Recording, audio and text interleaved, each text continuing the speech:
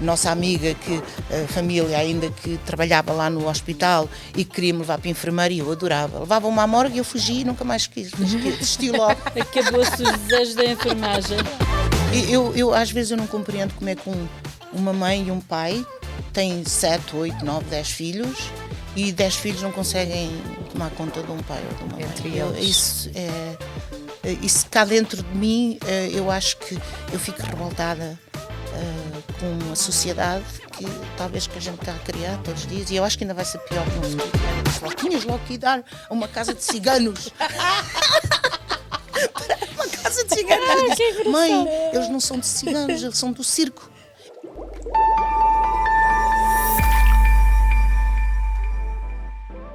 Este episódio tem o apoio de Creative 7, a empresa de marketing que faz o seu negócio brilhar. Ora, cá estamos, no Sem Espinhas. Mais uma vez. Olá, Cristina. Olá, Ana. Aqui estamos nós no Sem Espinhas, como sempre, aqui na minha companhia favorita, para além dos convidados, naturalmente. Mas o Sem Espinhas sem Ana não é a mesma coisa. É verdade. Não podemos andar aqui sem espinhas sozinhas, temos que estar temos que partilhar as espinhas. Pois. Pronto, já sabe que o Sem Espinhas está em todas as plataformas, pode e deve acompanhar-nos, porque ficamos muito satisfeitos de saber que nos acompanha em todas as redes sociais, as plataformas como o Spotify, também o YouTube, e comente e partilhe, porque isso é muito importante para divulgar o nosso trabalho, porque embora nos divirtamos a fazer o programa, também dá um bocadinho de trabalho. Tudo se aceita, claro, né? Claro que sim. Construtivas. Exato. E hoje, como sempre, não estamos aqui só nós, eu e a Ana, não é? Temos hoje uma convidada muito especial, como todas as convidadas que vêm ao Sem Espinhas. Apresentas tu, Ana. Temos a Adélia Mesdubi. Olá, Adélia. Olá, boa noite, tudo bem? Obrigada. Boa tarde, não sei de onde estejam Bom a ver. Dia, boa tarde, boa noite, tudo dá. É verdade. Tudo bem, Adélia? Está tudo ótimo, obrigada por me terem convidado. É um prazer. Ainda fiquei assim, perguntei à Cristina, mas porquê eu? Ninguém me conhece. Eu achei tanta graça porque eu mandei-lhe a mensagem a ela e ela pergunta, mas é para mim ou para o Valdemar? Não, é para si, é mesmo para si. Eu fiquei sem saber se era para mim, se tinha enganado e não tinha o número de telefone do Valdemar, ou se realmente era para mim. Mas muito obrigada, é um prazer estar aqui com vocês. E não concordo, eu acho que conhecem a Adélia. Conhecem um bocadinho, mas não tanto como o Valdemar, ele sempre foi o poder de tudo o que seja comunicação, sempre foi o Valdemar, como pode saber, não é? Mas de qualquer maneira... gostamos de trazer ao Sem Espinhas não são só as pessoas que são mais conhecidas, claro, mas todas as pessoas que tenham uma história interessante. Claro, para eu fico trazer. feliz por causa disso, que vocês estejam a fazer uma coisa assim tão importante na comunidade portuguesa e de onde deem a conhecer outras pessoas que realmente que não sejam, que estejam todos os dias na televisão e na rádio, que já as ouviram falar.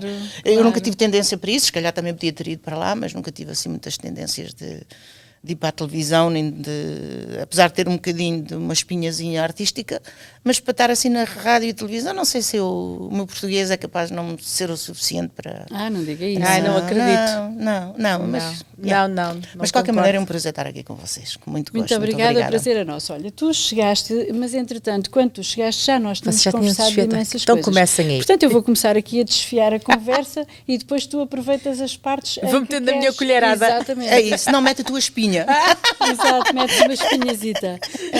Eu acho que era interessante trazermos um bocadinho, portanto, às pessoas que nos assistem, que nos acompanham, quem é que é a Adélia, e eu tinha-lhe perguntado precisamente onde é que nasceu a Adélia. Sim. Conte-nos um bocadinho da sua história. Sim, pronto, eu não vou falar tanto como falei há bocado, porque já agora era demais. Falar. Não, vou falar, mas vou resumir assim um bocadinho mais, fazer assim uma conversa mais, porque para eu tenho 64, quase 64 anos, e se eu for falar dos meus 64 anos, eu vou ter muito e nunca mais acabo. Fazemos uma série da Netflix. Exato. Porque isto dá-me muito uma série, é uma história muito comprida. Então é assim, eu nasci nas Miãs, é uma terra muito pequenina, a última terra pequenina do concelho da Pampilhosa da Serra. Se tivesse sido mais 1 metro para lá, eu tinha pertencido ao Fundão e à Serra da Estrela. Interessante. É mesmo a última. Então, pronto, nasci nessa terra pequenina, depois vim para Lisboa numa tenra idade. O meu pai, somos uma família de 7 filhos. O meu pai morreu quando eu tinha 6, a caminho de 7. Eu não quero falar muito porque sou capaz de me emocionar e eu não vim para aqui para chorar, nem fazer-vos chorar vocês também. Então ele partiu numa tenra idade minha e deixou 7 filhos e a minha mãe teve que trabalhar muito para criar os 7 filhos. Tive o meu irmão, que era o mais velho, que é o Zé, que ajudou muito a família nessa altura, não é? Só que ele depois foi para, é o que eu me lembro dele, ele foi para o ultramar, para Macau, a fazer a sua tropa, não é? E nós ficámos todos, o meu pai nessa altura ainda não tinha falecido, e estava connosco. Só que o meu pai nunca trabalhou muito, eu não me lembro do meu pai a trabalhar, porque o meu pai tinha um problema nas mãos, genético, de onde os dedos dele ficaram encaracolados e as mãos deles eram como se fossem mortas. Tanto ele, quando, se a gente fizesse uma maldade, ele fazia assim ao braço, pomba, e dava-nos uma pancada com aquele talito. E eu acho que todos nós herdámos um bocadinho, porque eu tenho muito problemas das mãos e tenho a minha irmã, uma, não a mais velha, mas quase a mais velha, que creio que herdou 100% a doença do meu pai. Genética. O genético. Então, ele morreu quando eu tinha 6, como eu digo, depois vim para Lisboa. A minha irmã, uma das mais velhas, tomou conta de mim, naquele pequenos 8 meses que eu quis estar com ela, não é? Não gostei, porque tinha deixado os meus outros irmãos de onde eu era mais agarrada, que era a minha irmã Fina, a minha irmã Céu, o Vítor e a minha mãe. Prontos. E se calhar numa aldeia, num meio pequenino, No tinha meio mais pequenino, liberdade do que em Lisboa. não, porque eu tinha mais liberdade, sem dúvida, mas eu adorei Lisboa. Morava no Castelo São Jorge, então mesmo nas entradas das arcadas do castelo, que adorava. Estive lá os 8 meses, entretanto consegui convencer a minha irmã para me levar de volta, porque eu não gostava e queria voltar para o meu sítio onde eu tinha nascido, que era de onde eu tinha as minhas coisas, as minhas amizades e tudo isso. Só que, entretanto, a minha mãe começou a ficar muito doente também. A minha mãe trabalhava no minério, portanto, na parte das minas, onde o meu irmão trabalhava, mas no minério, que era muito difícil, ainda estava enterrada em águas. Era ilegal aquilo que elas faziam, não é? Então, ela andava enterrada até à cintura a apanhar pedras, estanho, tudo o que aparecia ela levava, que era assim que nos dava comida, não é? Coitada, senão, claro. que infelizmente quando o meu pai morreu, apareceram coisas para pagar que se calhar a minha mãe, segundo contam as minhas irmãs, não se veriam, como foi um frigorífico ou um fogão que tinha sido comprado e que o meu pai pensou que tinha pago, ou a minha mãe, e não pagou, e teve que pagar, e outras coisas assim. Assim do género. Então a minha mãe, para dar comida à gente e pagar essas coisas, teve que ir trabalhar e fazer-se à vida, como já trabalhava, não é? As minhas irmãs todas trabalhavam muito para casa, andavam a apanhar, iam para fora para trabalhar nos campos, não é? Para apanhar oliva. Na altura era azeitona, depois era o milho, depois era tudo aquilo que aparecia. As minhas irmãs iam e trabalhavam, principalmente a Fina, que era uma guerreira e que ainda hoje é. Ela toma conta dos filhos e dos netos, e a minha irmã, que ela tem eu sempre digo a ela que ela tem uma áurea tão grande e tanta luz que nasceu para aquilo, para ajudar pessoas e para estar sempre no meio, e ainda hoje em dia ela está a ajudar. Então nós viemos, depois ficámos mais uns anos na terra e viemos para Lisboa, para o Castelo de São Jorge outra vez, como tinha que ser, não é? Diretamente das Minas da Panasqueira para o Castelo de São Jorge. Mas é uma Que eu zona adoro. muito bonita de Lisboa. Muito é. linda. Olha, eu ia dizer por brincadeira, isso é o que se chama subir na vida. Exato. Subir na vida. E vocês sabem uma coisa, onde a minha irmã, essa mais velha, morava, num 4º andar, de onde temos uma vista fabulosa para o centro da cidade, claro. para o castelo. Eu digo, e neste ano eu estive lá, que eu disse, eu tenho que ir ao castelo, há tantos anos que eu não vou desde miúda, eu tenho que ir. E fomos. Eu fiquei apaixonada por aquela visão muito toda bonito, que eu tive. é. Aquela Pois é. beleza, tudo aquilo. Lisboa é tão bonita, as 7 colinas. Eu fartei-me de andar em cima daquelas muralhas que até escorreguei ali, já me não disse ao Valdemar, porque senão ele dizia logo, tens que andar sempre aí armado em cabrita. Pendurado em tudo. Então, pronto, foi muito agradável. Ali estive, ali morei durante 4 ou 5 anos, tivemos que sair daquela casa e fomos para Correios. Pronto, onde tinha o Valdemar Onde lá à estava o espera. Valdemar. Valdemar Pois, à espera. pronto, de onde eu tinha que Nessa tinha que ser. altura a Adélia tinha, acho que tinha à volta de que idade? Já 12 tinha anos, 13 anos, 12 anos, 12 anos, porque eu fui fazer a 4ª classe para Correios, portanto, a 3ª classe, desculpa, fui para a 3ª classe, na escola de Correios, não era a única escola que havia, ainda não conhecia o Valdemar, não, aí não, só veio depois, o Valdemar veio à história, mais uns meses depois. uns anos depois. Depois fiz a 4ª classe lá nessa tal dita Escola de Correios, só que nós fomos morar para o Alto Moinho, mas é tudo junto, Alto Moinho e Correios é a mesma coisa, né? Depois comecei a trabalhar em Almada, foi o meu primeiro trabalho a sério, apesar de ter trabalhado já em Lisboa, ia para o hospital, porque eu queria ser enfermeira, e então puseram-me lá primeiro estava no barzinho, depois havia uma pessoa que era nossa amiga, família ainda, que trabalhava lá no hospital e que queria me levar para a enfermeira, e eu adorava. Levava-me à morgue e eu fugi e nunca mais quis, desisti logo. Acabou-se os desejos da enfermagem. Porque eu tenho um problema muito grande com a morte, não sei, vou ter que morrer também, mas eu já disse, eu quando morrer eu vou fugir da minha morte. E também, pronto, é assim mesmo. Não gosto. Eu acho que o único funeral que eu fui, que não fui, mas o único morto que eu vi ao pé de mim foi o meu pai.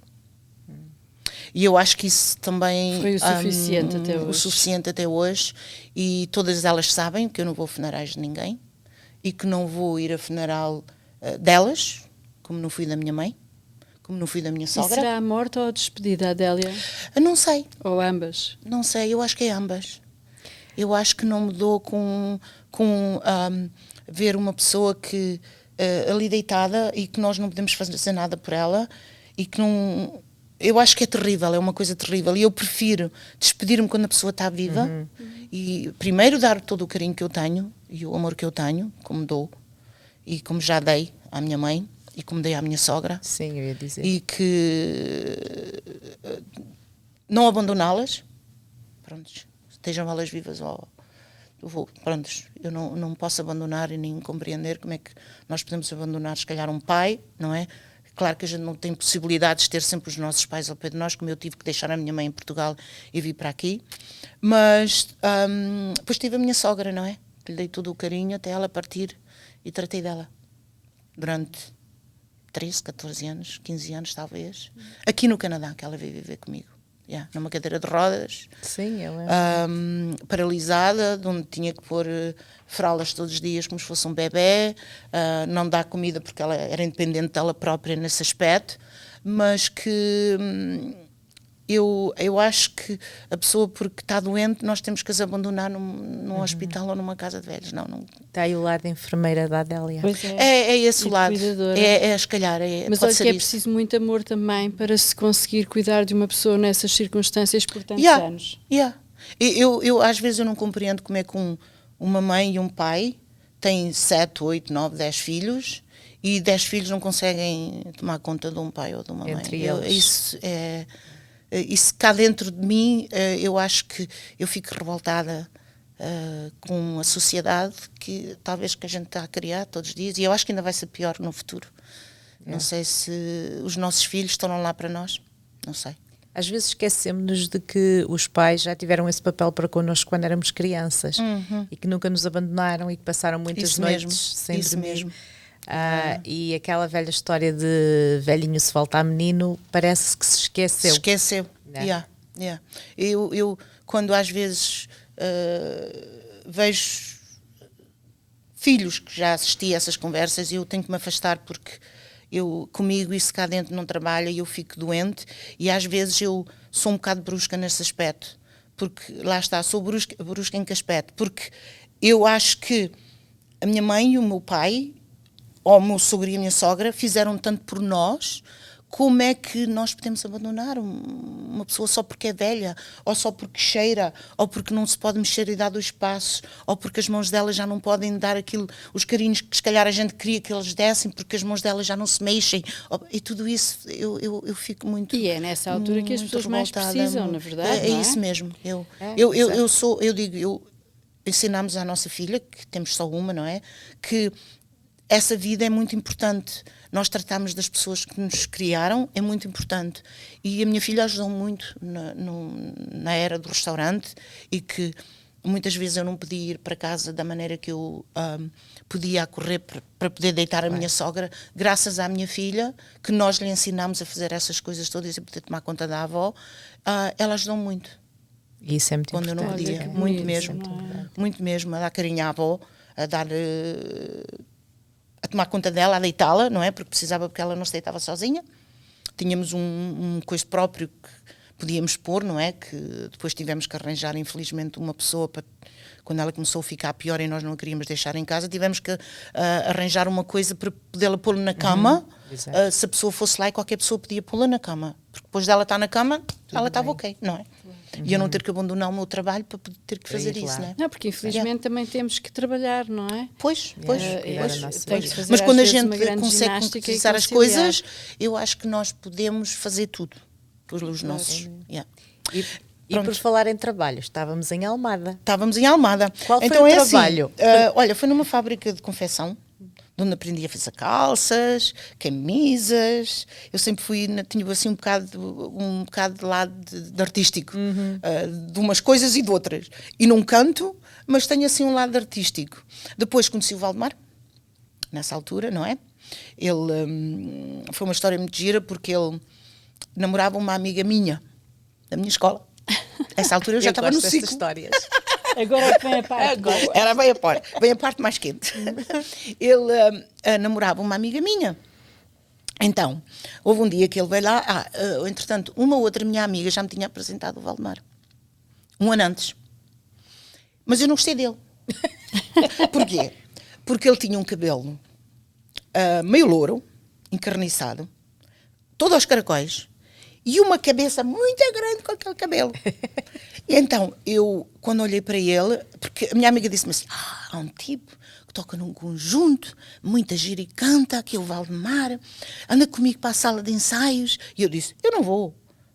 Anda lá, para eu não ir sozinha. Estava lá, entretanto, esse amigo nosso, que hoje em dia ainda é nosso amigo, tocava com o Valdemar, tocava baixo na altura, acho que era baixista ou guitarrista, era uma coisa, olha, agora exatamente não me lembro qual se era baixo, se era a guitarra clássica que ele tocava. Ele anda lá comigo, para eu não ir sozinha para lá para a sala de ensaios. Eu disse, não vou. Eu chego lá, está lá um gajo muito giro, não sei o quê, disse, ok, pronto, fui. Quando chego lá, ele diz-me, este é o Valdemar, esta é a Adélia. E eu olho para aquilo, e olho para ela e fiquei, olha, desculpa, eu estou muito ocupada, eu tenho que me ir embora. Mas então ainda agora chegámos. Eu não quero saber, desculpa, eu estou ocupada, eu tenho que me ir embora. Quando eu olho para ele e vejo aquele cabelo. Agora realmente temos de trazer o Valdemar. Ok, é o extremo. Uma cabeça enorme, com aquela coisa, o cabelo, porque ele... Depois foi castigada. Olha, depois fui castigada. Fui castigada. Isto eu tinha 13 anos. 13. Ok, vocês estão a ver, não é? Menina. Passou aquele tempo todo, eu não gostei dele. Passado um ano, ele, entretanto, começou a namorar com uma amiga minha da escola, também da minha turma. Não sei o que é que ele tinha dito no dia, acho que lhe disse que ela tinha que ir de mini saia. Ela não foi. Ele ficou zangado. E não sei porquê. Só de repente, só vejo ela dar uma chapada a ele e ele dar uma chapada a ela. E eu disse, ei, o que é que aqui aconteceu? Igualdade de género. Olha... E aquilo acabou ali. Entretanto, a outra, que ia com esse tal amigo nosso, que é o Patilhas, para a sala de ensaios, disse-me, Adélia, agora tens que vir comigo. Mas agora é que ele atacou. E depois, entretanto, eu olhei para ele e ela disse, aquele é o Valdemar que eu já te apresentei. E eu olhei para ele e disse, mas ele é muito giro. Já tinha o cabelo cortado. Agora, tudo curtinho. Aqueles caracóis todos estavam muito bonitos. E eu disse, mas ele está muito giro. Ok, eu vou. Aí eu já fui. Já tinha 14 anos nessa altura, não é? Já tinha passado um ano, entretanto. Prontos. Fui para a sala de ensaios, foi a desgraça. Foi a desgraça. Não foi uma desgraça. Não foi, desculpa. Foi quando eu disse foi a desgraça naquela altura foi uma desgraça. Imagina o que é uma miúda engravidar com 14 anos. Engravidou com 14 anos? Com 14 anos. Tive a minha filha com 15. Engravidar com 14 anos... sem a mãe nem os manos saberem. Entretanto, eu consegui andar sem... As minhas irmãs, uma vez dela, a minha irmã fina, olhou para mim e disse, estás a ficar mais gordinha, o que é que se passa? E eu, nada. Como? Realmente tu estás a comer muito. E eu, pois, não tenho fome, tenho que comer. E andei ali até ao 5º ou 6º mês. E como é que funcionava a cabeça de uma menina? Sim, funcionava assim. Eu só estava a imaginar, não é? Eu trabalhava, já fazia o meu dinheiro e na altura eu até, para aquela altura eu ganhava bem, já ganhava 4 contos e tal. O Valdemar sabia? Não. O Valdemar não sabia, porque é assim, aquilo foi no verão, a escola acabou, não é como é óbvio, e... Ele foi para a Itália, foi para Paris, passou lá o verão inteiro, não é? Entretanto, houve ali um período que deixou-se de ver. E eu só pensava, como é que eu vou dizer àquele tipo que eu estou grávida? Será que ele vai acreditar em mim, que o filho é dele? Ou que não vai acreditar? Passava-me tudo pela cabeça, não é? Porque, apesar da minha tenridade, era madura. E só pensava, e depois, como é que eu vou dizer às minhas irmãs? Vai ser um desgosto para elas, principalmente para a minha mãe e para a Fina, e para o meu cunhado, que era como se fosse meu pai, que me adotou praticamente. E eu só pensava, o que é que eu vou fazer? Vou matá-lo. Então eu prefiro que ele não saiba, e andei ali.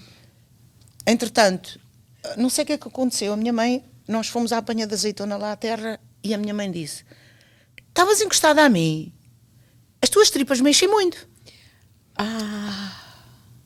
E eu disse, ai que disparate, mãe.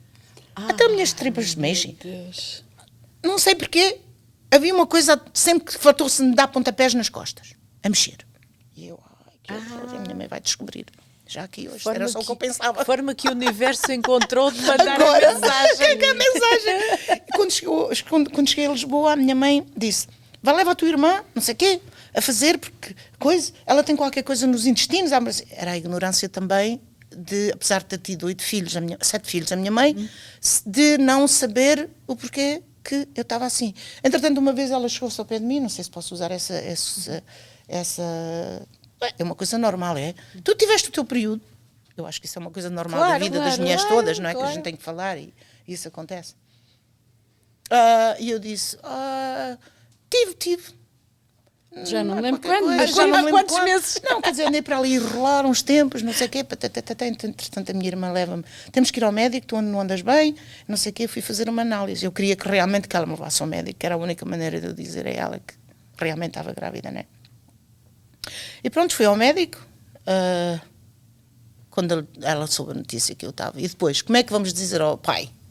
Até quando soube, quer dizer, quando a família soube, estava grávida de quanto tempo? Já estava de 6 meses, 5 meses e pouco, quase 6 Pois se o bebê já mexia, Pois, já 6 tinha meses que estar. quase. Daí a conversa que estava a comer muito. Estava a comer muito. Mas eu faço ideia, eu não sei, mas eu imagino que se calhar para uma menina da sua idade e naquele tempo, se calhar teve uma fase muito de medo, de pânico. Não tive, não. Valente. Não. Primeiro Era porque eu uma sabia mulher a família valente, que tinha e sabia que pois. eles me iam apoiar muito. Que bom. De maneira nenhuma a minha irmã Fina ia fazer que me acontecesse alguma coisa. Tinha demasiado carinho, hoje em dia ainda tem. Tinha demasiado carinho e proteção por mim, era a minha protetora. O meu cunhado, é que eu tinha medo que ia matar, quando soube, eu vou matar esse gajo. Quem é? Eu andei uma semana para lhe dizer quem era. Ai, meu Deus. Uma semana. Eu digo, eu não tenho nada que saber, ninguém tem nada que fazer, eu tenho a minha vida, eu vou criar, o que vier, se é rapaz ou rapariga, e vocês não têm nada que saber, nem têm que ir dizer ao pai. Mas o pai tem que saber. Andaram ali, puseram uma data de namorados em cima de mim que ninguém sabia e que não sei o quê. Foi fulano? Não. Foi fulano? Não. Foi cicrano? Não.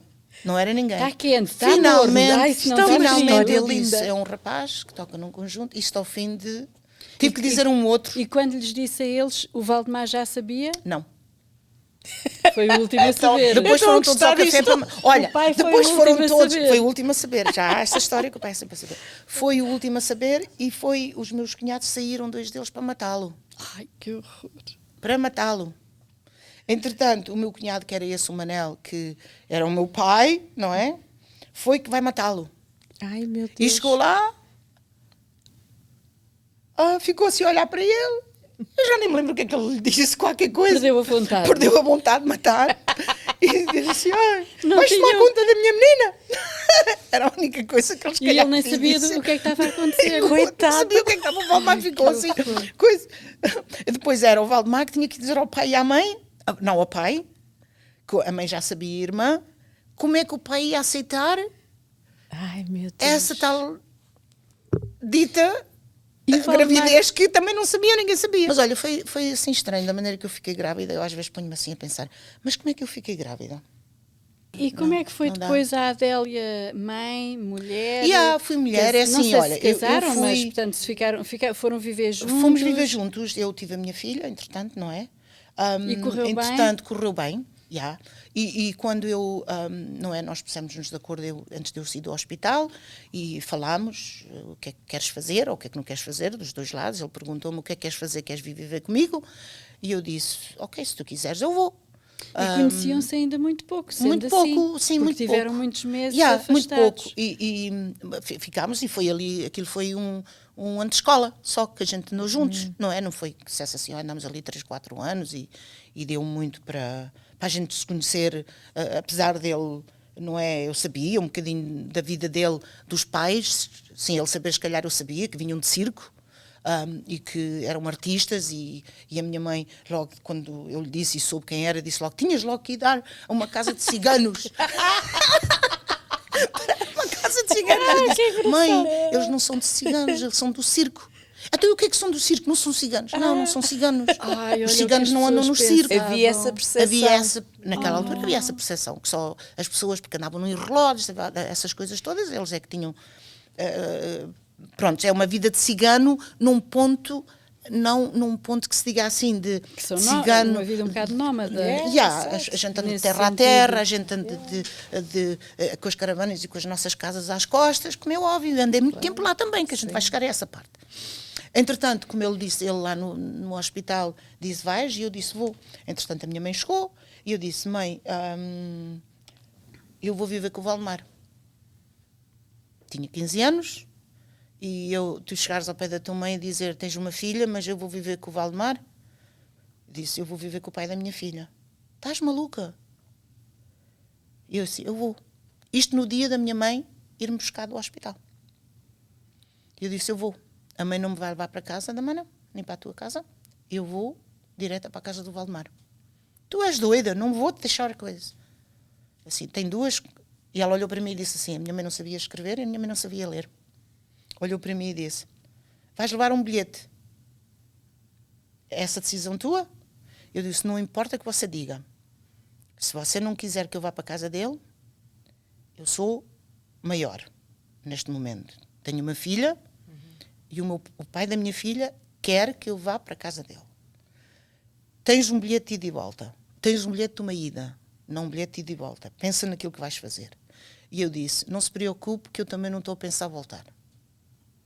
Esse bilhete que você está a dar de ida, eu não pretendo comprar um bilhete de ida e volta, com a volta. Disse, ok. Deixou-me em casa do Valdemar. A minha irmã chamou de tudo, coitadinha da minha mãe. Ela sabe que foi com amor que ela fez isso.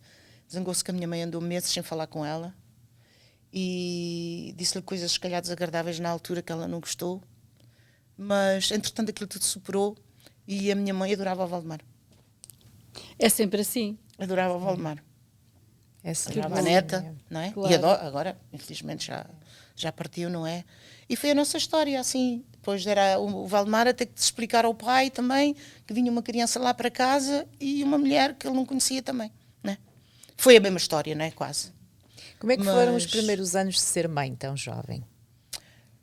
Eu acho que me adaptei porque entretanto eu já vinha com um bocado de escola de trás também, porque não é, tinha os meus sobrinhos, eu praticamente, o Zé, que é o único sobrinho que eu tenho cá, eu é que tomava conta dele, eu é que mudava a fralda, eu é que lhe dava comida, porque a minha irmã saía para o trabalho, e eu é que ficava a tomar conta dele. Entretanto veio outro, o Rui também, que foi a mesma história, e depois veio outro, também que é o mais novo, que aí já não me envolvi muito, mas praticamente eu já tinha maternidade para mim, já não nem tomar conta de uma criança, porque eu tinha 10 anos, quando eu vim a segunda vez para Lisboa, e eu tomava conta desse tal dito meu sobrinho Zé, e cozinhava o almoço para o meu cunhado, e ia levar às docas.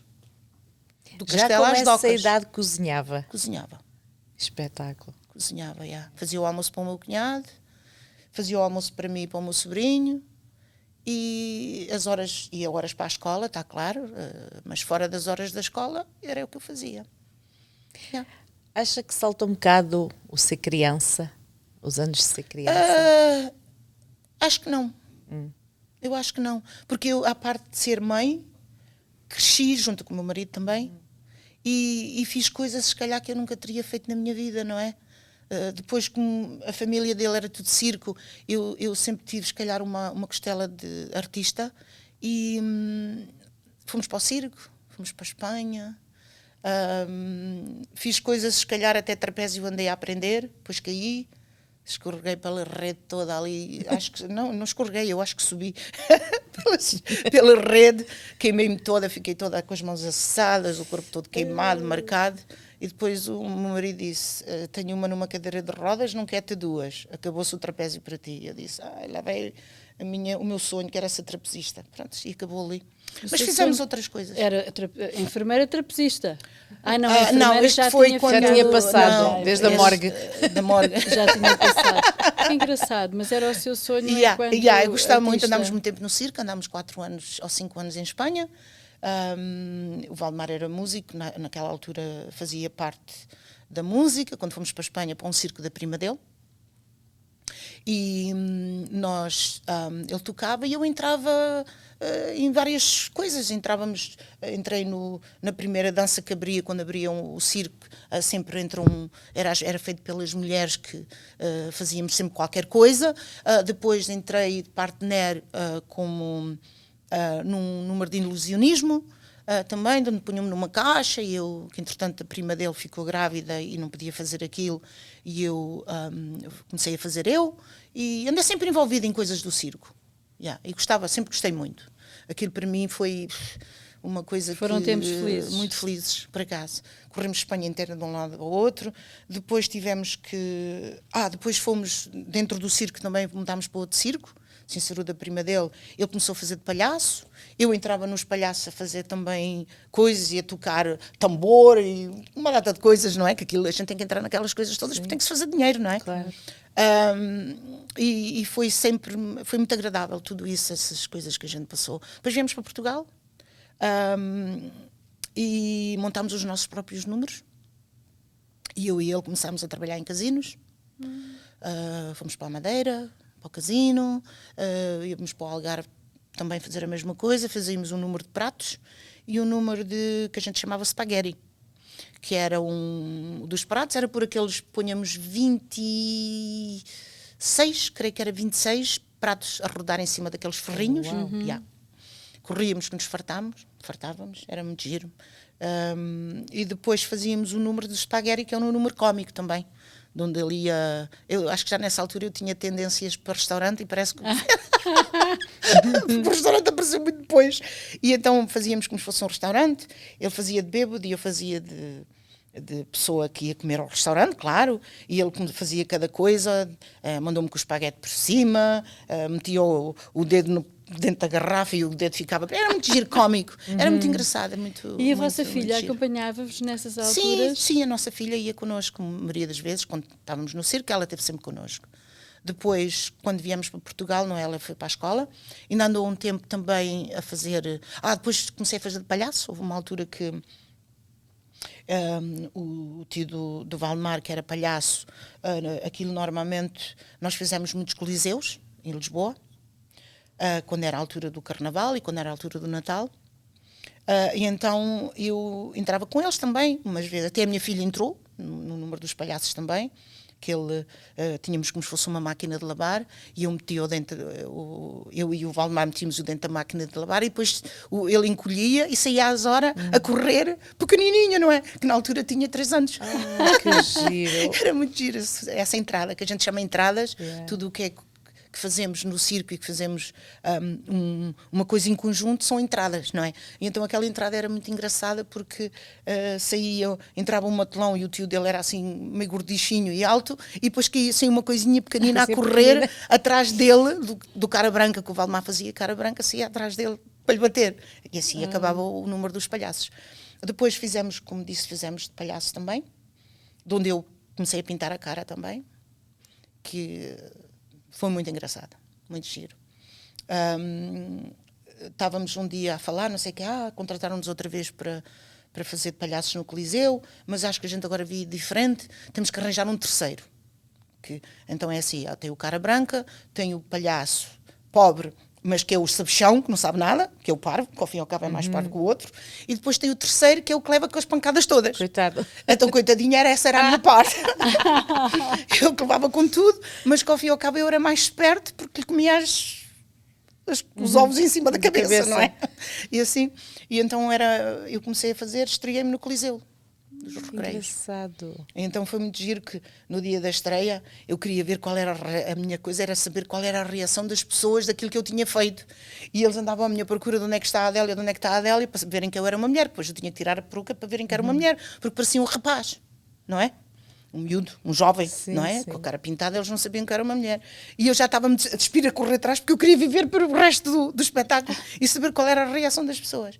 Depois, no outro dia, foi muito giro. A reação até foi muito gira, porque no outro dia tenho esse tal dito jornal, vinha na primeira página, que a estreia, eu creio que foi do Correio da Manhã, não foi? Uma coisa qualquer do Correio da Manhã. Uma festa, e de onde eu vinha na primeira página. A mulher palhaço. Engraçado. Do Correio da Manhã. Isto é que é uma vida. É uma vida, é muito Isto é interessante, que é é uma uma história vida. muito interessante. Yeah. Depois, não é, desse tal dito fazemos o terceiro, o Valdemar, que já tinha tido problemas anteriores, ficou, entretanto fomos para o circo fazer turnê com esse tal dito, os três, não é? E o Valdemar ficou doente dos pulmões outra vez, não é? E tivemos que regressar para casa. Então viemos para casa e ficámos 1 ano e meio a ser tratado outra vez dos pulmões, não é?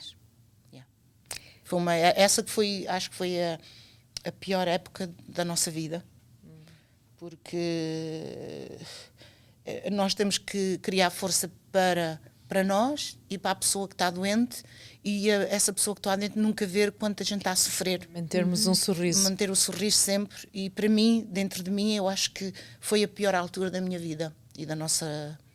Porque quem é que pensa relação. em si, não é? Porque nós estamos a dar tanto de nós quando isso acontece, e quem é que está ali para nos apoiar? Então regressámos a casa, ficámos, e depois era a luta de sobreviver, não é? E ter contas para pagar, e o Valdemar não podia trabalhar, infelizmente, e eu tinha que ir trabalhar para fora para fazer algum dinheiro, para a gente não poder estar sempre a ser suportado pelos nossos sogros, portanto, neste caso, pelos meus sogros, que já estavam-nos a suportar bastante, estavam-nos a dar comida, estavam-nos a dar casa e tudo, e nós tínhamos que, alguma coisa, pelo menos para as nossas coisas, a gente tinha que ter o nosso dinheiro, não é? E tive uns sogros espetaculares que não nos podiam deixar de ajudar, por isso, se eu não tivesse apoiado a minha sogra, eu acho que eu ia com esse rancor, e o meu sogro, infelizmente, não pude apoiar, porque na altura que nós lhe fizemos os papéis para eles virem viver connosco, o meu sogro, chegámos a Portugal para os trazer e tínhamos a notícia que eles não vinham para o pé de nós, mas que iam para a Itália, para o pé da minha cunhada, de onde acabou por falecer lá. E 1 ano depois dele ter falecido, nós trouxemos a minha sogra para viver connosco. Yeah. Como é que surgiu o Canadá nesta O história? Canadá foi assim, foi muito giro. Eu não gostava, não queria. Entretanto, nós montámos os nossos próprios números, esses tais de número que andámos a trabalhar nos casinos, e o nosso sonho era ir trabalhar ao Casino de Estoril. O Valdemar vem para o Canadá, porque o Daniel leva-lhe um contrato para ele vir para o Canadá. Na semana que ele sai, chega um contrato para a gente ir trabalhar para o Casino de Estoril. E agora? Não fomos, claro. Não fomos, como é óbvio, não é? Ele estava cá no Canadá e eu já estava a fazer as minhas contas para vir também. Tinha uma loja lá, abri uma loja, uma tabacaria e papelaria, e num centro comercial, e tive quase 2 anos aquela tabacaria e papelaria. Depois estava-me a envolver também numa boutique, mesmo em frente, outra porta era uma boutique de roupa, que também era uma coisa que eu gostava muito e gostei, e que estava dentro do meu sangue. Mas com a vinda dele para o Canadá, eu comecei a mudar os meus planos todos, e primeiro ele queria que eu vendesse aquilo e eu não queria, e acabei depois, eu dizia que não aparecia ninguém, mas não sei o quê, ele sempre dizia, mas como é que não aparece ninguém para venderes isto? Porque eu realmente não tinha aquela vontade de vender, porque eu queria ter aquilo e podemos fazer o nosso bracinho artístico na mesma, e podemos ir fazer as nossas coisas. Mas quando ele veio para o Canadá, depois eu vendi aquilo em menos de 1 mês. Que ele dizia, afinal eras tu que não querias vender. Havia algo em si que não queria ser de Portugal, não. Era isso? Não, eu queria. Não queria era que fosse dessa maneira, né? Porque ele depois veio para o Canadá e eu não queria ficar lá sozinha, né? Sim. Então eu vendi num mês. Eu vendi e vim para o Canadá. Interessante. E que idade tinha a vossa filha quando vieram? A nossa filha, quando a gente veio, tinha 10 anos, mais ou menos. Tivemos de deixar lá atrás. 9 ou 10 anos. Tivemos de deixar lá atrás, infelizmente. Também foi assim um bocadinho triste para nós, não é? Mas ficou com os meus sogros. Teve lá em 2 anos. Não, teve primeiro 9 meses. Depois ela veio passar férias connosco os meses de verão. Regressou, que era um sofrimento para ela e para nós também. Porque Claro. durante uma semana ela andava a chorar quando ia e quando chegava, e era assim um bocadinho difícil logo. Mas nós, não, como ainda não tínhamos os nossos papéis de imigrantes, nós não sabíamos se íamos ficar ou não íamos ficar, e porque o Manpower, na altura que ele veio com um contrato para tocar no boat, e nós não sabíamos se íamos ficar. E cada vez que a gente ia lá, eles vinham com mais opções, com mais a dizer que não íamos ficar, e não sei o quê, que íamos a mais 3 meses, e mais 3 meses, e mais 3 meses, e ali andaram durante quase 2 anos, sempre a dar 3 meses e 6 meses, 3 meses e 6 meses. Finalmente, quando acho que puseram no jornal para anunciar uma pessoa que cantasse, que falasse 5 línguas, que pudesse vir cantar para o boat. Claro que ninguém apareceu, não é?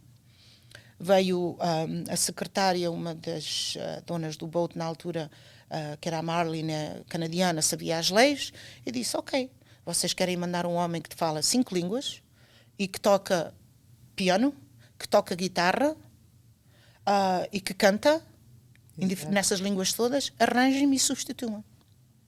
Claro que não apareceu ninguém, não é para substituir. Entretanto, veio a pessoa do Manpower e a secretária, vieram jantar ao boat. Foram convidados pela Marlene para vir ao boat e ver se realmente era verdade, porque ela disse, não acredito que há uma pessoa que possa cantar em 5 línguas, falar essas línguas todas e que toque esses instrumentos todos. Ok. São convidados para vir ao boat e ouvir cantar e ver os instrumentos que ele toca, se é verdade ou não, se ele não toca piano e guitarra e baixo. Tocava na altura, tocava já a guitarra clássica e baixo. E tocava piano. E cantava nas 5 línguas. E ficaram lá, convencidas. Claro, convencidos que era verdade. E ele mesmo disse, amanhã vais ao meu escritório, a minha secretária vai telefonar para ires ao meu escritório, considerem-se imigrantes. E foi. E começou uma nova etapa. E começou uma nova etapa da nossa vida, começámos a arranjar. Entretanto, como eu sou muito aventureira, antes dessa parte toda e temos os papéis e tudo, não estávamos cá legais, mas comprámos logo a primeira casa, que sou assim meio, às vezes, apanhada do quinto andar, e disse ao Valdemar, estávamos num flat que eu não gostava e não sei o quê, e eu disse, acho que está na altura da gente comprar a casa. Com que dinheiro? Há de se arranjar. E arranjámos. Estávamos aqui há 9 meses, não chegava a 1 ano ainda, já estávamos a comprar a primeira casa aqui. Na Dafrim e Shenley, naquela zona. E comprámos, tivemos lá 1 ano e meio, vendemos, mudámos logo para outra, depois, passado 3, 4 anos, vendemos aquela, mudámos para outra, e assim andámos a saltitar de casa para casa. E aqui estamos, depois, não é, o boat foi vendido e propuseram, uma pessoa que ia muitas vezes ao boat, propôs para a gente comprar o Lisboa à noite.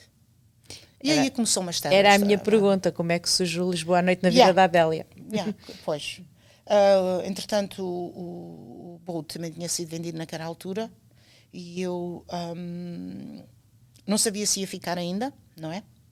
No boat, porque aí mudou a gerência, a gente não sabe o que é que vai acontecer.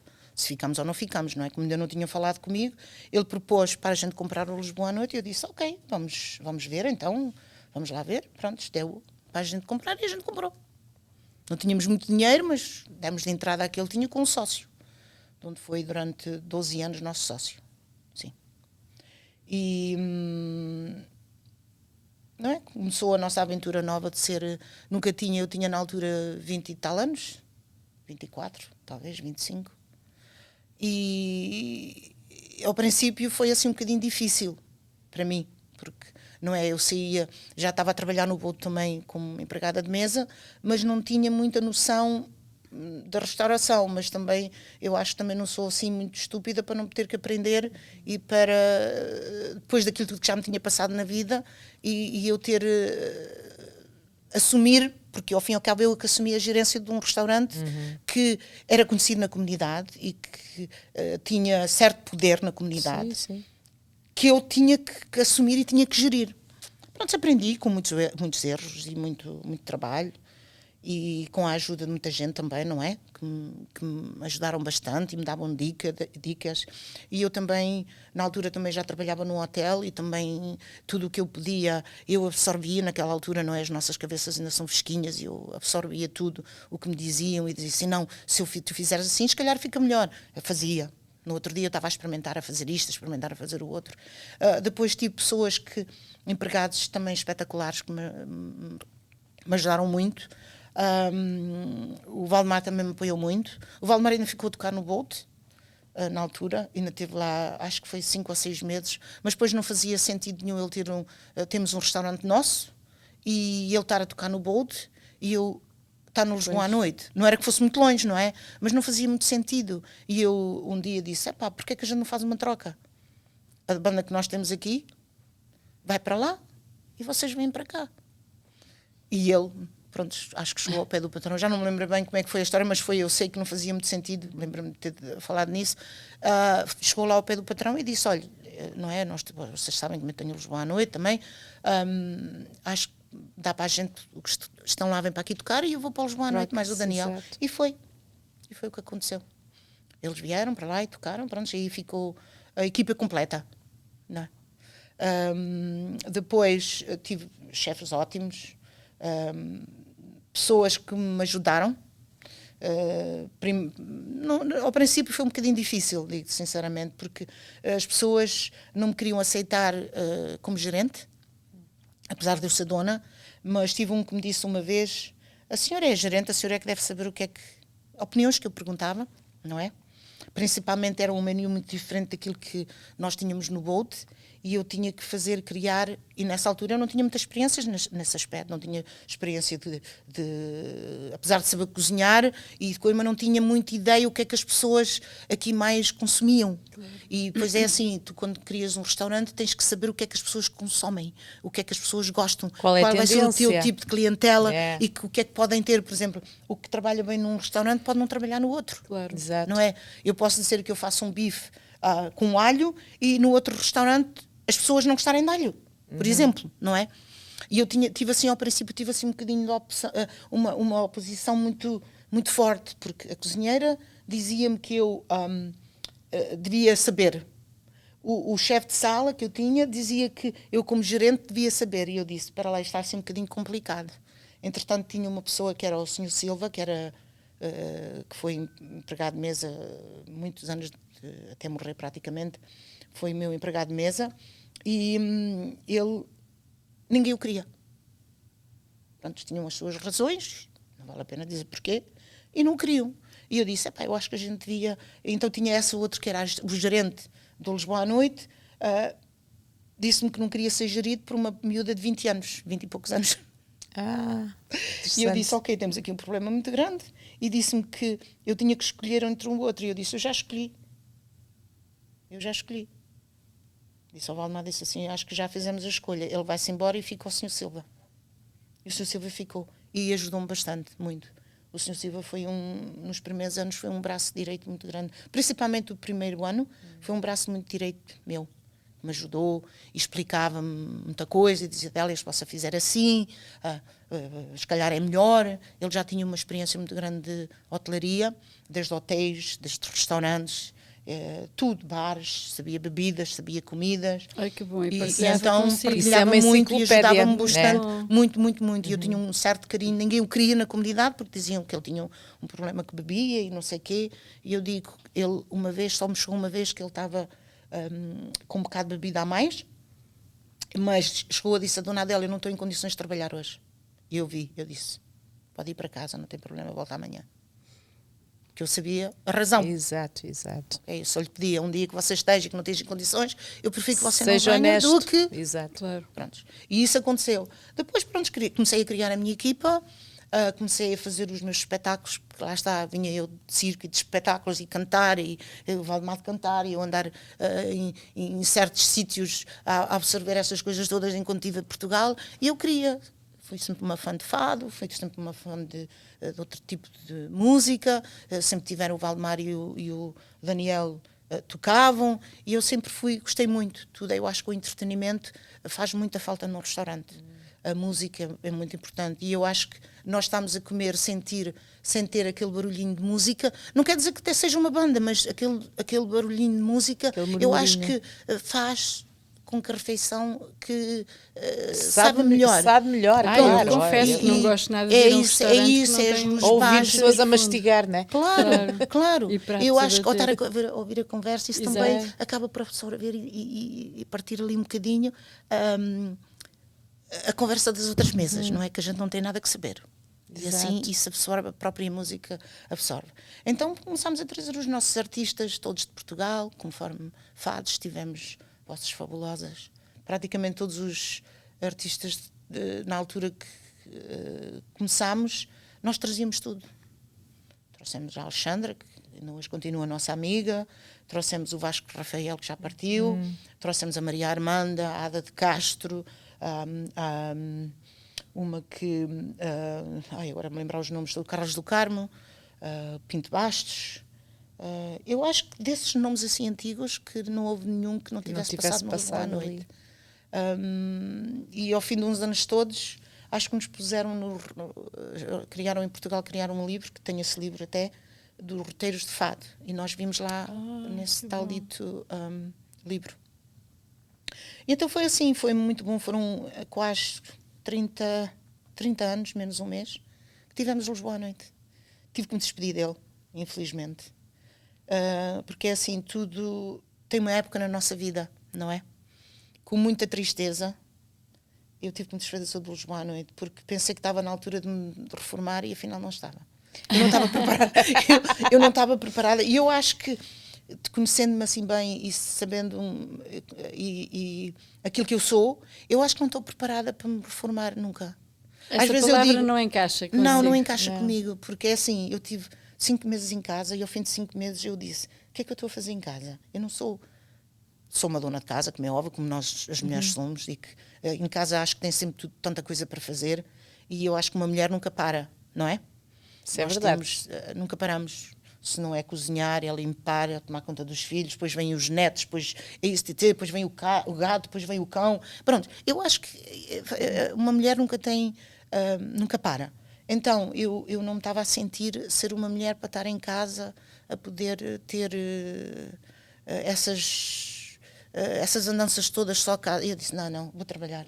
E agora trabalho em dois sítios, não é? Depois de vender o Ainda tinha muita energia. Ainda tinha muita energia, tinha só 50 anos, e eu acho que tinha 51, talvez, e eu acho que ainda não estava preparada para a reforma. Devia ter aguentado mais 3 ou 4 aninhos. Tem pena então depois... de ter tomado essa decisão na altura. Se fosse hoje, tinha mantido o Lisboa à noite. Assim, houve uma altura que eu tive muita pena e eu chorei muito sozinha depois de ter vendido.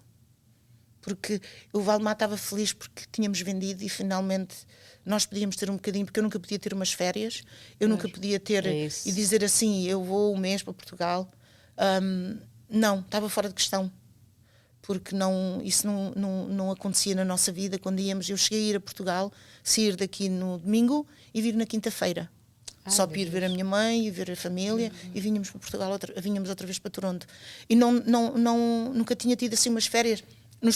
O primeiro ano, acho que fomos, ao segundo ano, fomos um mês. E a partir daí, mas ainda não tínhamos o restaurante. Depois de eu ter o restaurante, nunca mais fomos a Portugal esse tempo todo, não. Perdemos o contacto com as amizades que tínhamos em Portugal e tudo. Agora já outra vez estamos a reaver essas amizades todas, porque foi muito giro. Ainda este ano, quando fomos, já é o segundo ano, eles fazem questão, como nós estamos lá, porque o Valdemar, no meio da música, sempre foi uma pessoa muito querida em Portugal. E nem ele, se calhar, sabia que era tão conhecido por tanta gente. Então, é assim, havia aquela gente, todos aqueles conjuntos e que eu também conhecia, mas que também, se calhar, naquela altura, a gente somos jovens, a gente não liga a metade das pessoas e não sei o quê. Só metemos, segurámos o contacto de 3 ou 4 pessoas. De resto, desapareceram todos da nossa vida. Muitos deles, até este ano, que fomos outra vez, nos acompanhar. Fomos a essa tal dita festa, esse tal dito almoço, e estavam todos lá. Foi tão giro. Mas isso é muito giro. Olha, eu agora não me lembro do nome, portanto, o pódio, era o Código, era o GF, hã? O Degrau, era tantas bandas que eu disse, já me tinha esquecido destas bandas todas. Então todos eles se juntaram, trouxeram as esposas, não é? Deles. E foi muito engraçado, muito giro. Já é o segundo almoço que a gente faz, então o primeiro ano fomos giro. 10, o que é que foi? 12. E desta vez já fomos 20 e tal.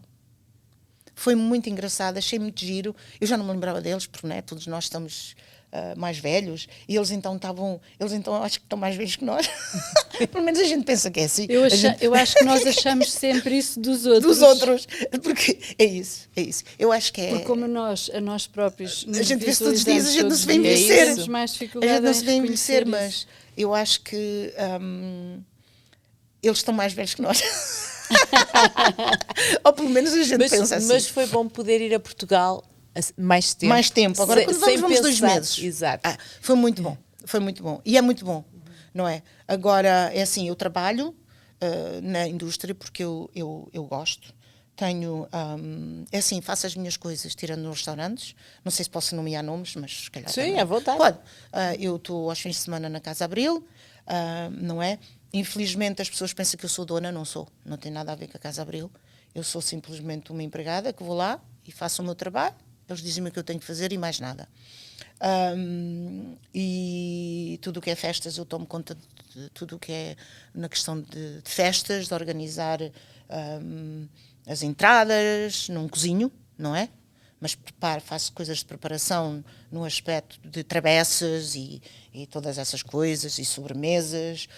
Mas o dono é o Josué e a Adélia também. E as pessoas às vezes pensam que a Adélia sou eu. Ai, que giro! Tem o mesmo nome. Porque eu tenho o mesmo nome e não é. Não é. Eu sou a Adélia, mas há mais a de Marias no mundo. Claro, e eu também sim, sou Maria Adélia. E ainda por cima ela é Maria Adélia e eu também sou Maria Adélia. E eu estava assim, vou mudar o meu nome. Outro dia estava a pensar assim, vou mudar o meu nome para Maria. Eu não gosto. Não sei porquê, nunca gostei que me chamassem Maria. E eu disse, não, mas eu vou ter que mudar para Maria, porque há uma confusão sempre que pensam que a Adélia do Josué é a Adélia mesmo e não é. Pois. Então, é um bocado assim complicado, mas eu não tenho nada a ver, eu sou simplesmente uma empregada. Então, e estou também num italiano. Onde eu encontrei uma vez a Adélia. Sim, aí mesmo. Estou no Postocino. Já estou lá há muito tempo, praticamente foi assim, foi na primeira aplicação que eu fiz, ele sentei-me e disse, olha, eu ando à procura de trabalho, part-time, e se quiseres me dar trabalho, eu posso vir trabalhar um dia de graça para ti, e ver se achares que eu mereço ficar na tua casa, fico, se não percebo, está tudo bem. Claro que nunca mais já saí de lá, não é? Já tentei fugir 2 ou 3 vezes, mas eles vão outra vez atrás de mim e apanham. Então, aí estou a trabalhar. E depois tenho as minhas coisas também, faço as minhas coisas de lado. Faço os meus caterings, vou à casa de pessoas, levo tudo e vou aos quintais. Eu vou abrir aqui esse parênteses. A nível de catering, a Adélia é uma artista. Ela não é só na arte circense, nem artista. Não, ela é uma verdadeira artista em catering.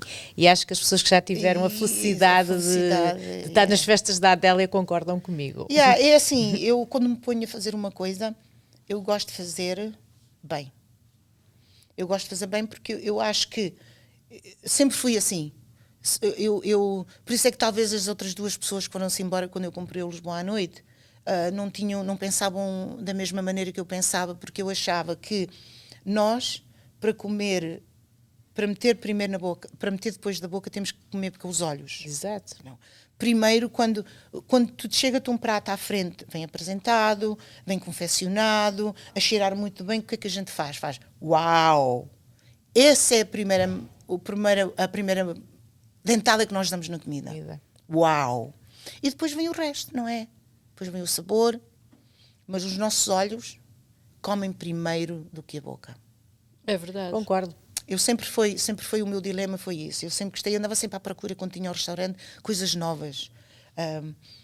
Tinha sempre cuidado, quando eu não gostava, eu via passar um prato que não estava lá ao meu gosto, eu chegava, não ia, nem atrás, nem dizia nada ao empregado de mesa, só dizia, e à cozinha eu dizia, ao chefe, eu dizia, aquilo ali acho que podia ter ficado um bocadinho melhor, vamos tratar disso. Depois também nós juntávamos-nos todos os dias, pronto, principalmente ao fim de semana, que era quando estavam todos juntos, nós almoçávamos ou jantávamos juntos.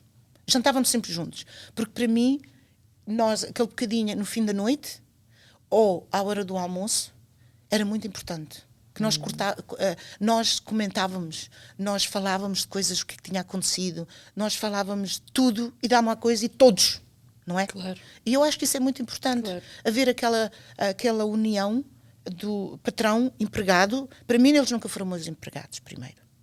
Para mim, eram meus colegas e amigos. Nós tratámos sempre com muito carinho toda a gente. E hoje em dia, eu ainda recebo montes de mensagens de alguns deles, infelizmente não são todos, mas de alguns deles, que me dizem, e às vezes eu não quero, pronto, não coisa isso, vocês foram as melhores pessoas que passaram na nossa vida, e como patrões, como ambiente de trabalho, tínhamos um ambiente de trabalho muito saudável. Isso é eles não eram empregados, para mim nunca considerei como empregados. Chegava aos anos deles, todos eles tinham as prendinhas deles, cada ano. Todos tinham o bolo deles. Uma vez por mês ou 2 vezes por mês eu ia lá abaixo à padaria, que tínhamos a padaria por baixo, trazia o pequeno almoço para eles, que chegava com os bolos para eles, para a gente todos tomar café antes de começarmos na luta, porque aquilo é uma luta. Uma pessoa que trabalha num restaurante é uma luta constante, é muito trabalho. Não há um dia igual ao outro. Não há um dia igual ao outro. E é uma vida muito boa, muito saudável, mas é uma vida muito muito pesada, muito pesada. As pessoas não imaginam, e se a maioria das pessoas que vão jantar fora soubessem o que se passa dentro de portas, eu acho que as pessoas iam começar a dar mais crédito à restauração, se calhar, apoiar mais, e às vezes, porque às vezes a gente apanha pessoas um bocado rudes, não é? A gente tem que dizer a verdade. Está a ser simpática. E um bocado rudes, e que não deviam ser, porque eu acho que isso não é para uma pessoa que trabalha e que está ali a dar o seu melhor. E às vezes encontrar certos clientes que não dão um mínimo de carinho, não são capazes de valor, de valor àquilo que a gente está a servir, não é saudável. Eu acho que não é saudável, e que se calhar são pessoas que também são miseráveis e que na vida deles e que não, mas eu sempre apanhei, sabe uma coisa, eu sempre apanhei pessoas, graças a Deus, 99,9 na minha vida que tive na restauração, que me deram muito carinho a vida inteira. Muito carinho. E hoje em dia eu pensei que as pessoas não, depois de vir do restaurante, eu afastei-me um bocadinho da comunidade. Eu disse, vou para outra comunidade, vou para os italianos, porque era assim, as pessoas chegavam só ao pé de mim, para que é que vendeste o restaurante como se eu tivesse morto alguém? Eu não matei ninguém. Chegou à altura. Toda a gente tem uma altura, foram 30 anos. E eu acho que estava na altura de vender e dar oportunidade a outras pessoas. Apesar de ser o meu bebé, foi o meu bebé durante 30 anos, e eu tenho que me orgulhar muito daquilo que nós fizemos, tanto eu como a minha família toda, porque foi um sacrifício para a família toda, e digo, foi um sacrifício, principalmente para a minha filha. Nunca tivemos, em certos aspectos, parte, apesar da gente tentar sempre estar parte da vida dela, mas se calhar não lhe demos aquele apoio que a gente devia ter dado, como mãe e como pai, mas havia isso que nós lhe dávamos, mas também precisávamos lhe dar outras coisas exato. Na vida que tem que se dar a um filho, não é?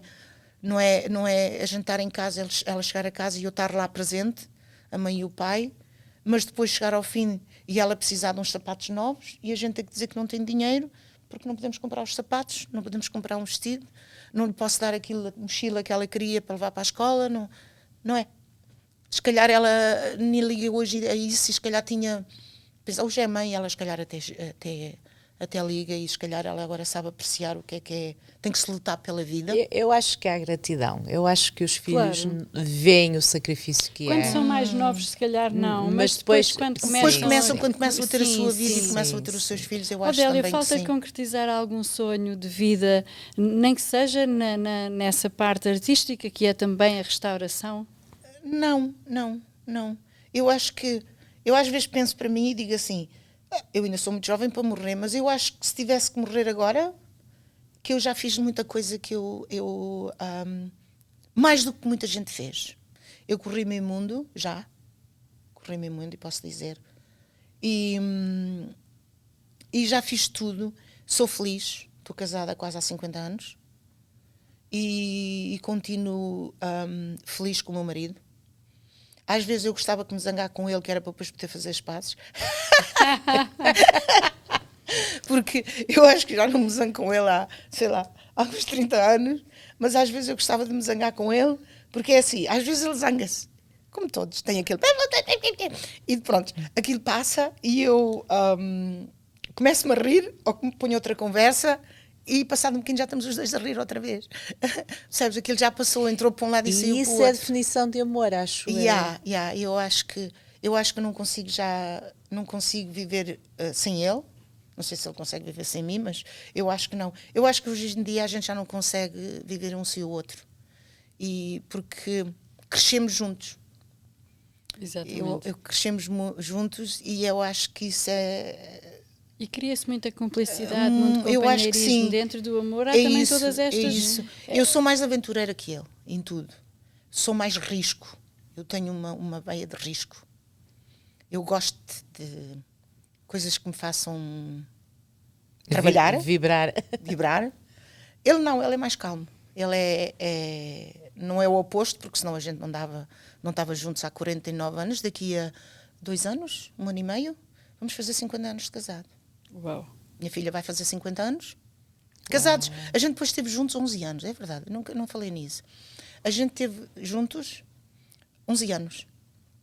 Depois, quando viemos para o Canadá, até nisso, a imigração fez-nos casar.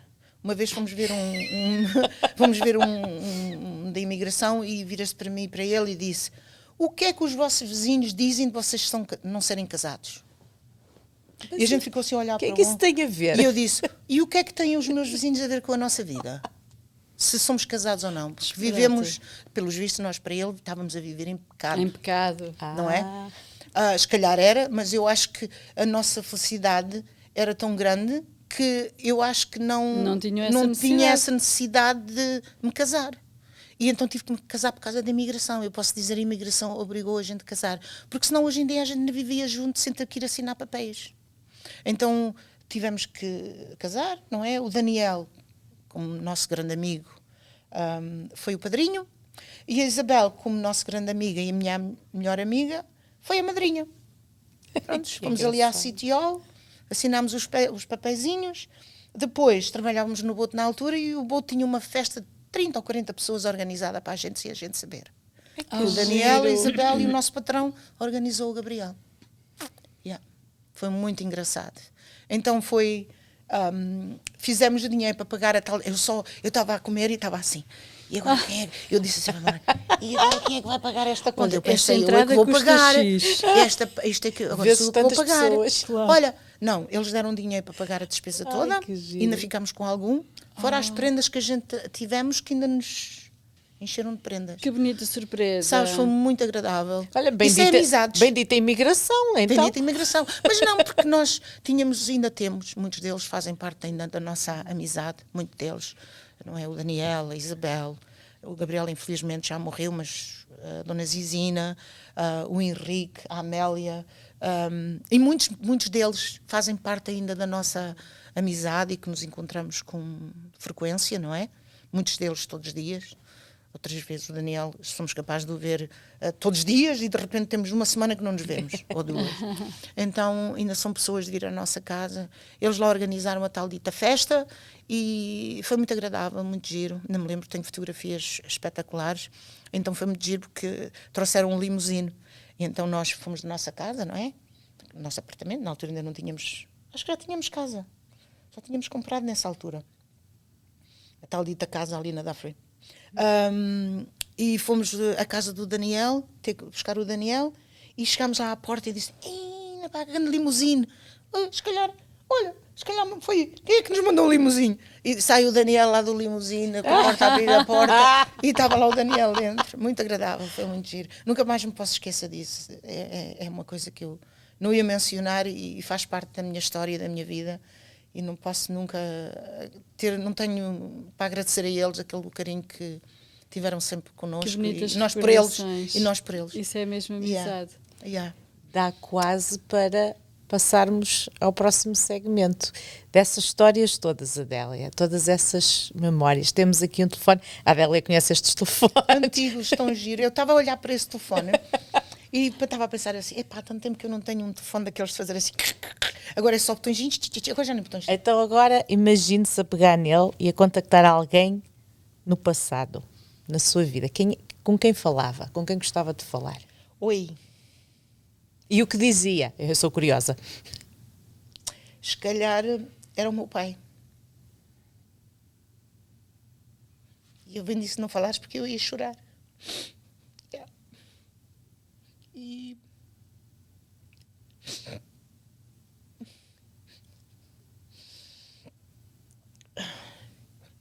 Porquê? Porque foi muito cedo que ele partiu.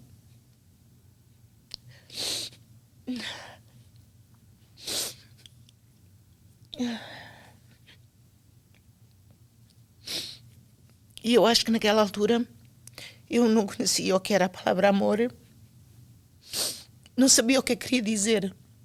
E então o meu pai era uma pessoa que nunca bateu um filho. Eu não creio que nenhum filho se lembre de ter levado uma tareia do meu pai. A minha mãe sim, mas o meu pai não. E eu era tão jovem que eu lembro-me do meu pai, nós tínhamos uma mesa na cozinha, e então o meu pai, o meu sítio, que eu era mais pequenina, sentava-me sempre, não sei se vocês se lembram, e se tiver uma mesa dessas, de onde tinha uma pata a meio, e era uma madeira larga, onde a gente sentava todos ao lado dessa, e depois tinha uma coisa que ia segurar à parede, e que depois durante o dia dobrava essa tal dita mesa. Mas era uma mesa grande porque nós éramos 7 filhos em casa, não é? Não estavam todos, mas estávamos ainda 6. Mais eles eram 8, todos os dias à mesa. E o meu pai sentava-me sempre ali. Se não tivesse sentado ali, estava ao colo dele. Quando eu estava ao colo dele, e eu tenho saudades desse som, como o meu pai não tinha as mãos, batia na mesa e fazia música para a gente. Ah, que bonito. E nós cantávamos, quando era o Natal, a gente cantava uma música de Natal. Quando era outra altura do ano, quando vinha às festas, cantávamos uma música de um rancho qualquer, porque era a música dos ranchos. Então eu tenho saudades desse som, e de se calhar lhe dizer que não conhecia a palavra amor, dizer que ainda continuo a amá-lo e que ele ainda continua no meu coração e que me lembro muito dele. E esse telefone, se calhar, traz-me essa imagem. Yeah. Então, foi uma altura muito difícil para mim. E olha, às vezes eu consigo me lembrar dele, e eu tenho a imagem dele, e cada vez que eu tenho uma fotografia dele, onde estou eu, a minha mãe, e 3 dos meus irmãos, 4 dos meus irmãos, que foi a última fotografia do meu pai, que ele tirou. E estamos todos, que ele disse que queria tirar aquela fotografia para que um dia os filhos se lembrassem dele. Eu não vou nunca à minha cave que eu não olhe para aquela fotografia, para a cara dele, e que lhe diga que me lembro dele ainda, e que aquela imagem está dele na minha cabeça ainda. E tudo aquilo que ele me fez. Nunca me esqueci, porque era tão pequenina, e eu nunca me esquecia. Lembro-me quando, no dia em que ele morreu, e eu acho que é por causa disso que eu não consigo encarar uma coisa de ter que ir a um cemitério e ter que ir a um funeral, porque no dia que ele morreu, eu lembro-me das palavras, estava eu e o meu irmão ao lado da cama dele, quando ele deu os últimos suspiros, e ele olhou para a gente, para mim e para o irmão, agarrou na mão, não é? Dos dois, com as mãos assim toda encaracolada dele, depois as dois punham aqui a mão. A gente pôs em cima da cama, olhou para a gente e disse: amo todos, mas levo vocês no meu coração. E acabou o suspiro ali. E deu o seu último suspiro. Nunca me posso esquecer disto. E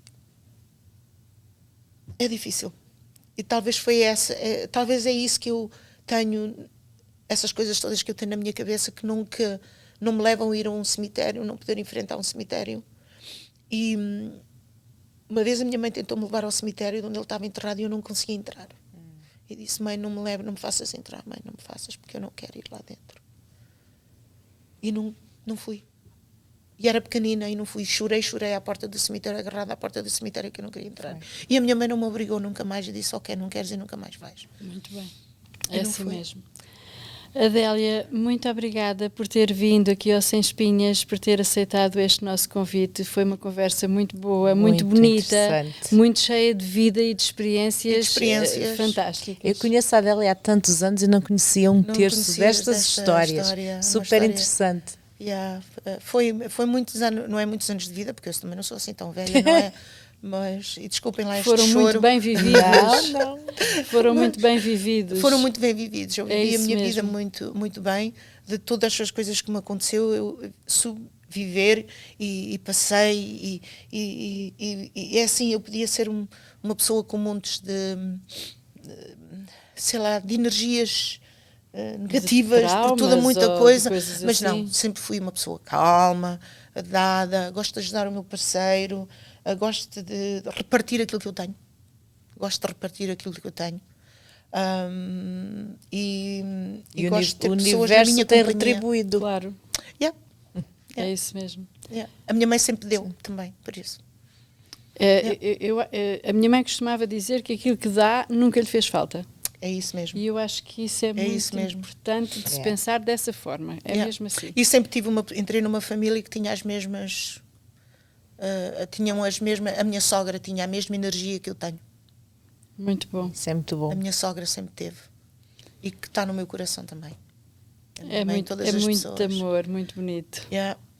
Ana, chegamos ao fim de mais um Sem Espinhas maravilhoso. Olha, vejam-se estas espinhas todas, não vai picar ninguém. É pena, olha, lembras-te do anúncio que a gente uma vez estive na rádio, onde dizia o Museu das Espinhas? Das espinhas! Devias ter posto o Museu das Espinhas. Esquecido, exato. O museu, tínhamos o reduzido depois com o Museu das Espinhas. Bem, eu acho que temos mesmo que acabar, senão amanhã ainda aqui estamos com espinhas, sem espinhas, com o museu. Tínhamos esquecido. Não estavas a dizer que isto era para continuar? A gente agora no fim depois assim, continuar. Exatamente, é isso.